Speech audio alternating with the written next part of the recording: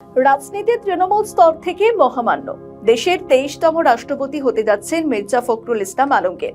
তৃণমূলের রাজনীতি থেকে ধাপে ধাপে উঠে এসেছেন মির্জা ফখরুল ইসলাম আলমগীর। ছাত্র জীবনে ছিলেন ছাত্র নেতা, এরপর কর্মজীবনে অর্থনীতির শিক্ষক।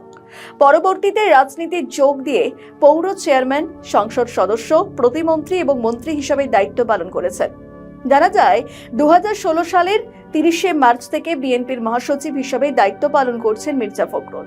2009 সালের 8ই ডিসেম্বর বিএনপির পঞ্চম জাতীয় কাউন্সিলে তাকে দলের জ্যেষ্ঠ যুগ্ম মহাসচিব মনোনীত করা হয়। ছাত্র জীবন থেকেই তার রাজনৈতিক পথ চলা শুরু। ঢাকা বিশ্ববিদ্যালয়ে অর্থনীতিতে পড়ার সময় তিনি বামপন্থী রাজনীতির সঙ্গে যুক্ত হন এবং পূর্ব পাকিস্তান ছাত্র ইউনিয়নের বিভিন্ন পর্যায়ে নেতৃত্ব দেন। এরপর সংগঠনটির ঢাকা বিশ্ববিদ্যালয় শাখার সভাপতি এবং এসএম হল শাখার নির্বাচিত সাধারণ সম্পাদক ছিলেন মির্জা ফখরুল। আমাদের নতুন পেজ সাবস্ক্রাইব করুন আরও বাংলাদেশের খবর পেতে। 1969 সালের গণঅভ্যুত্থানের সময় তিনি ছাত্র ইউনিয়নের ঢাবি শাখার সভাপতি ছিলেন। জানা যায় 1988 সালে মির্জা ফখরুল ইসলাম আলমগীর স্বতন্ত্র প্রার্থী হিসাবে ঠাকুরগাঁও পৌরসভা নির্বাচনে অংশগ্রহণ করে চেয়ারম্যান পদে নির্বাচিত হন। 1992 সালে তাকে ঠাকুরগাঁও জেলা বিএনপির সভাপতি করা হয়। পুরোপুরি রাজনীতির ময়দান থেকে উঠে আসা মির্জা ফখরুল ইসলাম আলমগীরকেই রাষ্ট্রপতি পদে মনোনীত করল বিএনপি। আজকে সেই মনোনয়ন দেওয়া হয়েছে। অনেকদিন ধরেই তার নাম জল্পনার মধ্যে উঠে আসে। শেষমেশ শিলমোহর পড়ল সেই খবরে। নির্বাচন কমিশনের তফসিল অনুযায়ী 16ই আগস্ট মনোনয়নপত্র যাচাই বাছাই হবে। 18ই আগস্ট পর্যন্ত প্রার্থিতা প্রত্যাহারের সুযোগ থাকবে।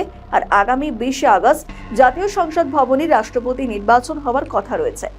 জামাতের তরফে অলি আহমেদকে প্রার্থী করা হয়েছে। তবে যেহেতু বিএনপির সংখ্যাগরিষ্ঠতা রয়েছে সংসদে, ফলে মির্জা ফখরুল ইসলাম আলমগীর যে পরবর্তী রাষ্ট্রপতি হচ্ছেন বাংলাদেশের, সেটার বলার অপেক্ষা রাখে না। তালিকায় বহু নাম ছিল, কিন্তু শেষমেশ দেখা গেল মির্জা ফখরুলের ওপরই আস্থা রাখছে বিএনপি। নাম উঠে এসেছিল মোহাম্মদ ইউনূসেরও, কিন্তু সেটাও ধোপে টিকল না। দলের মহাসচিব মির্জা ফখরুল ইসলাম আলমগীরকে রাষ্ট্রপতি পদে প্রার্থী করার সিদ্ধান্ত নিয়েছে দল। দুপুরে সচিবালয়ে দলের নেতাদের সঙ্গে বৈঠক করেন বিএনপির চেয়ারম্যান এবং প্রধানমন্ত্রী তারেক রহমান, আর সেখানেই মির্জা ফখরুলের প্রার্থিতা চূড়ান্ত হয়। বৈঠকের পর দলের যুগ্ম মহাসচিব রুহুল কবির রিজভী তার নাম ঘোষণা করেন। রাষ্ট্রপতি পদে মনোনয়ন জমা দেওয়ার আগে মহাসচিবের দায়িত্ব থেকেও সরে দাঁড়িয়েছেন মির্জা ফখরুল। আর মাত্র কয়েকটা ঘন্টা তারপরেই চূড়ান্ত হবে দেশের 23তম রাষ্ট্রপতির নাম মির্জা ফখরুল ইসলাম আলমগীরের। এখন দেখার বিষয় যে শাহাবুদ্দিন চুপ্পুর পর এবার রাষ্ট্রপতি পদে বসে মির্জা ফখরুল ইসলাম আলমগীর তিনি দেশের পরিস্থিতির ওপর কোন রকম নিয়ন্ত্রণ করতে পারেন কিনা। যদিও রাষ্ট্রপতির কাজ অন্য, কিন্তু এর আগে যে অভিযোগগুলো উঠেছিল এবং রাষ্ট্রপতিকে ঘিরে যে বিষয় হয়েছিল, এবার কি সেগুলোর অবসান ঘটবে? মির্জা ফখরুল ইসলাম আলমগীর তিনি কি প্রথম নাগরিক হয়ে দেশে তিনি পুরো দায়িত্ব সামলাতে পারবেন?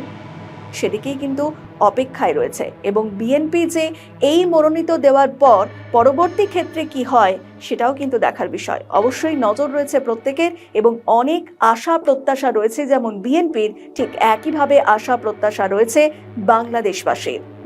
আমাদের ভিডিও ভালো লাগলে লাইক ও শেয়ার করুন, কমেন্ট সেকশনে আপনাদের মতামত জানান। আরও ভিডিও পেতে আমাদের চ্যানেলটিকে সাবস্ক্রাইব করুন এবং প্রতি মুহূর্তে খবরের আপডেট পেতে প্রেস করুন বেল আইকন। বাংলাদেশের 23তম রাষ্ট্রপতি কে হবেন, এটা নিয়ে জল্পনা শুরু হয়েছিল বিগত কয়েকদিন ধরে। সমস্ত জল্পনা উড়িয়ে দিয়ে মনোনয়ন জমা দিল বিএনপি। সেখানে মির্জা ফখরুল ইসলাম আলমগীরকে প্রার্থী করা হয়েছে। আজই ছিল রাষ্ট্রপতি নির্বাচনে মনোনয়নপত্র জমা দেওয়ার শেষ দিন।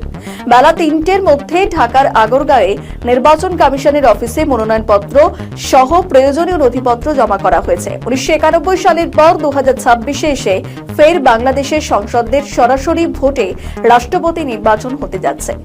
জামায়াতে ইসলামী নেতৃত্বাধীন 11 দলের জোট গত সপ্তাহে লিবারেল ডেমোক্রেটিক পার্টির চেয়ারম্যান এবং সাবেক মন্ত্রী কর্নেল অলি আহমেদকে রাষ্ট্রপতি প্রার্থী করা হয়েছে। তিনি বীর বিক্রম খেতাবপ্রাপ্ত মুক্তিযোদ্ধা। মুক্তিযুদ্ধের বিরোধিতাকারী জামায়াতে ইসলামী 1971-এর অপকর্মের জন্য এখনো ক্ষমা চায়নি। সেই দল একজন মুক্তিযোদ্ধাকে রাষ্ট্রপতি পদে প্রার্থী করে স্বাধীনতা আন্দোলনের কৃতিত্বে ভাগ বসাতে চাইছে বলে ওয়াকিবহাল মহল মনে করছে। জামাত এমনকি সাবেক বিএনপি নেতা তথা একদা প্রয়াত রাষ্ট্রপতি জিয়াউর রহমানের আস্থাভাজন অলি আহমেদকে স্বাধীনতার ঘোষক বলেও দাবি করে। অন্যদিকে বিএনপি তাদের সাংগঠনিক কাজকর্মের সংস্কৃতি মেনেই মনোনয়নপত্র জমা দেওয়ার শেষ দিনে প্রার্থী ঘোষণা করতে চলেছে। বিএনপির প্রার্থী হিসাবে প্রথম থেকেই আলোচনায় এগিয়েছিলেন দলের বর্তমান মহাসচিব মির্জা ফখরুল ইসলাম আলমগীর। তবে প্রার্থী চূড়ান্ত করার ভার দলের স্থায়ী কমিটির চেয়ারম্যান তারেক রহমানের উপর অর্পণ করেছিল দিন 10 আগে। বাংলাদেশের প্রায় 99% পত্র পত্রিকা 23তম রাষ্ট্রপতি মির্জা ফখরুলকে মনোনয়ন দেওয়া হচ্ছে বলে উল্লেখ করেছে। তারপরও প্রধানমন্ত্রী তথা দলীয় চেয়ারম্যান তারেক রহমান কেন বৃহস্পতিবার দুপুর 12টায় রাষ্ট্রপতি প্রার্থী বাছাইয়ের জন্য বৈঠক ডাকলেন তা নিয়ে দলের ভিতরে বাইরে জোর জল্পনা আছে। বিএনপির একাংশের বক্তব্য, এই সিদ্ধান্ত নিয়ে তারেক রহমান আসলে প্রার্থী বাছাইয়ের বিষয়টিকে সর্বসম্মত করতে চান, অর্থাৎ তার মনোনীত ব্যক্তির প্রতি দলের স্থায়ী কমিটির পূর্ণ সমর্থন রয়েছে। দলীয় ইতিহাসের পাতায় সেটি উল্লেখ রাখতে চাইছেন তিনি। তাই নাম ঘোষণার আগে দলের শীর্ষ নেতৃত্বের সঙ্গে আলোচনা সেরে নিতে চান। 2023 সালে সদ্য পদত্যাগী রাষ্ট্রপতি মোহাম্মদ শাহাবুদ্দিনকে বেছে নিয়েছিলেন তৎকালীন প্রধানমন্ত্রী তথা আওয়ামী লীগ সভানেত্রী শেখ হাসিনা। তাকেও দলের ওয়ার্কিং কমিটির এই ক্ষমতায় দিয়েছিল, কিন্তু হাসিনা শাহাবুদ্দিনের নাম ঘোষণার আগে দলীয় ফোরামে কোনো আলোচনা করেননি। তিনি অবসরপ্রাপ্ত বিচারক শাহাবুদ্দিনের নাম ঘোষণা করে সাধারণ সম্পাদক ওবায়দুল কাদের থেকে শুরু করে বাকি নেতাদের সঙ্গে তাকে পরিচয় করিয়ে দিয়েছিলেন। বিএনপি সূত্রে খবর, আরও একটি কারণে তারেক রহমান বৃহস্পতিবার দুপুরে বৈঠক ডেকেছেন। স্থায়ী কমিটির সদস্য হিসাবে সেই বৈঠকে মহাসচিব মির্জা ফখরুলের উপস্থিত থাকার কথা। বিএনপি সূত্র জানাচ্ছে, ওই বৈঠকে উপস্থিত কাউকে রাষ্ট্রপতি মনোনীত করা হলে তার সকলের উপস্থিতিতে করার অর্থ যাতে সংশ্লিষ্ট ব্যক্তি দল এবং সরকারের প্রতি দায়বদ্ধ থাকেন। পার্টির শীর্ষ নেতৃত্বের উপস্থিতিতে তাকে সেই বার্তা দেওয়াও উদ্দেশ্য। বাংলাদেশের রাষ্ট্রপতির ক্ষমতা অত্যন্ত সীমিত। তারপরও অতীতের রাষ্ট্রপতি এবং প্রধানমন্ত্রীর মধ্যে অনেক ব্যাপারে মতবিরোধ এবং ক্ষমতা দ্বন্দ্ব রয়েছে। তারেক রহমান চাইছেন দল মনোনীত ব্যক্তিকে প্রথম দিনে এই বার্তা দেওয়া যে বঙ্গভবন অর্থাৎ রাষ্ট্রপতি ভবনের বাসিন্দা হওয়ার পর তিনি যেন দল এবং সরকারের প্রতি কৃতজ্ঞ থাকেন। বৃহস্পতিবারের বৈঠকে অনুপস্থিত এমন কারো রাষ্ট্রপতি হওয়ার সম্ভাবনা নিয়ে শেষ মুহূর্তেও জল্পনা রয়েছে। আলোচনায় যেমন বর্তমান কার্যনির্বাহী রাষ্ট্রপতি তথা জাতীয় সংসদের স্পিকার হাফিজউদ্দিন আহমেদের নাম রয়েছে, তেমনই চর্চায় আছে সাবেক প্রধান উপদেষ্টা মোহাম্মদ ইউনূসের নামও। নাম বিবেচনায় আছে রাষ্ট্রসংঘ বাংলাদেশের প্রতিনিধি আইরিন খানও। তিনি তারেক রহমানের স্ত্রী জোবাইদা রহমানের নিকট আত্মীয়। দেশের প্রথম মহিলা রাষ্ট্রপতি হিসাবে তার নামও বিবেচনায় এসেছে। মার্কিন যুক্তরাষ্ট্র ইউনূসকে রাষ্ট্রপতি পদে চাইছে বলে জোর জল্পনা চাইছে।